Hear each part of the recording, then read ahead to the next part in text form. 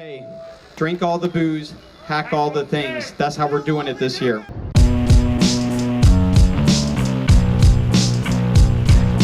This one's dedicated to all the hackers.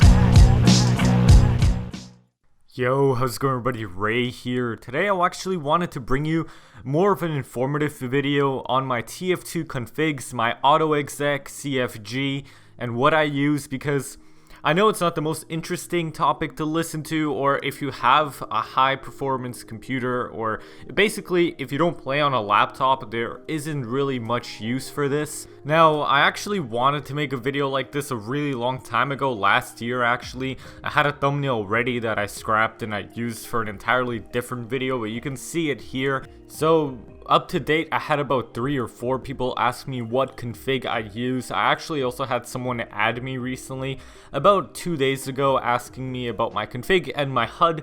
And this person, and this is just a little PSA for people that want to add me. I'm usually very weird about this because I accept ads, but if I don't get any interaction from the person for like 2-3 weeks, if you don't say anything, or basically if you don't really show any personal level interest, you know, just like, I guess what I'm getting to is if we don't interact, I remove you. And I have this thing where if you're gonna add me, leave a comment why. This person that added me, I'm not gonna say who they are because there's no point in doing that, but they didn't leave a comment on my profile, which was weird. I accepted anyway, but when I added them, they said, hey, I like your videos. I told them my config, my HUD, and then they got really mad because I told them that, hey, you should have left a comment, and they removed me, which, don't do that. If you see my profile, just leave a comment. So for people that don't know this, in terms of boosting your FPS and everything in the realm of TF2 configs, Chris config used to be one of the biggest things. He kind of pioneered it, I guess. That was the original one, but because he stopped playing European leagues in mid-2012, he stopped updating it, and it says so on the website. So don't use that. What I actually recommend, and what I'm currently using, is a combination of Funk's config, Rhapsody's config, and Commanglia's config. All very good configs. This isn't really gonna be a walkthrough of each and every single one of them. Instead, what I'm gonna talk about is the most important part of a config, what I've changed to my current one, and basically some of the most important parts of the config that I can explain, because I cannot explain everything that goes into it. Before going into what I personally use and how I've customized my own, I wanted to talk about Rhapsody's config. One thing that I found very useful is that he outlines what every single command does and how you can customize it. Usually what happens in a config is that you have 0 and 1 for a particular setting, 1 obviously meaning that it's enabled, 0 is disabled, and that's something to take note of, because usually in a config, if you're gonna go out of your way to customize anything, which I recommend you do, that's why they include those explanations in there. Most people just sort of look at the script and they kind of freak out. They don't know what to do, so they just leave it. But it is very, very performance based, and your performance is unique to what specs you have and what kind of build you have. Now, in terms of my config, the 2 biggest things that you need to have are INTERP settings, custom ones, and also the command combat text batching.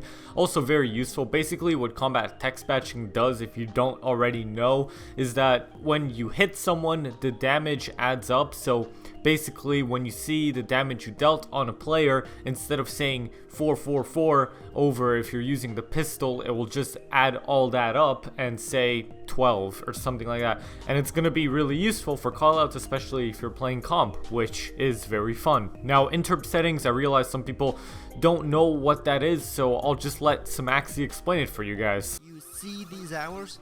Make your 69s be worth 10 69s. Last time I recorded Pyro, I was like, oh cool, I can reflect the Demoment's pills. When I changed my settings, oh cool, I can reflect every direct hit, rocket, period. That's what it looks like, kind of like a circle, except it's a period. It's like you've been playing on a 100 ping server and then you switch to playing on a 50 ping server, and only takes a few seconds to do it. Oh yeah, actually one thing I realized while watching this, Maxxie, you didn't explain what interp settings are, but in a nutshell, what they are is that they basically make it so that there's less lag between when you actually shoot a rocket or click the mouse to shoot it and when it comes out of the rocket launcher. It optimizes it so it's much easier to aim. You could have just said that, but there you go. So yeah, basically, if you want to be good at the game, customize your INTERP settings. It'll help you out a whole ton. Something I also just now realized I forgot to mention in post is that there's also the Ragdoll setting, which basically Ragdoll fade time 3 is what I use. It controls how long it lasts until Ragdolls actually fade. The default is 15 seconds. You can check this out in the config itself. Before anyone comments, oh Ray, you didn't cover this, or how do I do this, I'm gonna include as much as I can in the description, so basically just have a look down there, because this isn't really supposed to be a completely in-depth review, and if that were the case, I would have been here for maybe 20 to 30 minutes, trust me. The only actual changes I've made to my config, cheap water, you can see that's something that is enabled. Usually I've disabled it. What that is, and that really pissed me off when I used Chris configs a long time back, because I actually messed around with a lot of different config styles and all of that sort of stuff. So basically what that does is it makes water white, just plain flat out white, and it's awful. It doesn't even boost your FPS up by that much, considering that honestly most of the maps you're going to play on, especially if you're playing comp, don't even have much water on them. I've also had someone call me out on the last video I made, telling me that my screen looks like it has Vaseline rubbed all over it, which yeah, that's because of my config, and surely enough I actually wanted to try and fix that. That was the part of the config that I couldn't exactly figure out how to fix.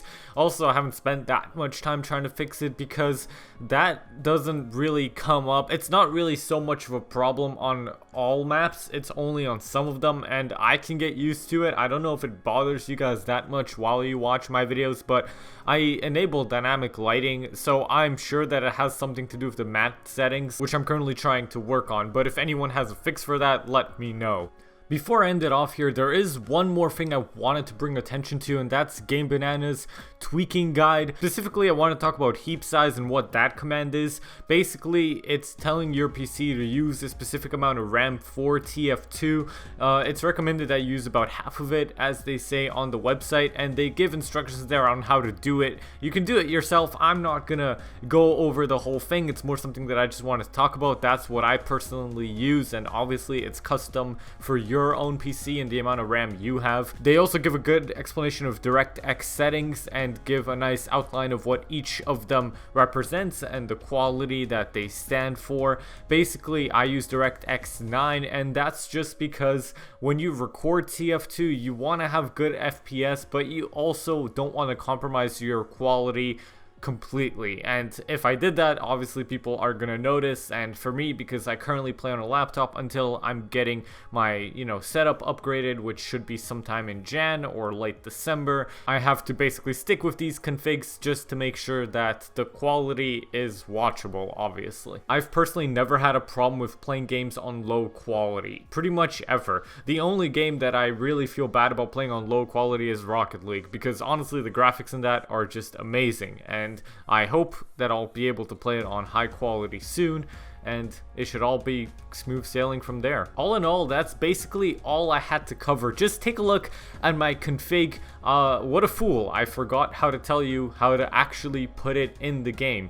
This is the path file that you can follow. It's a default one for me. It should be the same thing for you. Just make an AutoExec CFG and have fun with it, to be honest. One last thing, there is an option of setting launch options in TF2, which is kind of irrelevant if you're creating an AutoExec anyway, but for people that don't know, just go in your library, go to TF2, right click, properties, set launch options, and these are the ones I currently have. There's the heap size I told you about, and the DirectX option. Basically, one of the really good commands is the novid one. It skips that valve intro that always plays at the beginning, so you don't have to worry about that. And there's also some settings for resolution, but that's not really super important.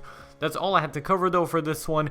The next video that I'll be putting out should be a TF2 center one, because I've been playing a lot of lobbies recently and I've been having a ton of fun with that. I don't know how many people are interested in that, but it should be good if I can get some nice clips. And thank you guys so much for watching. I appreciate you, and hopefully we'll hit 2K real soon. Hope you stay tuned for more, guys. Peace.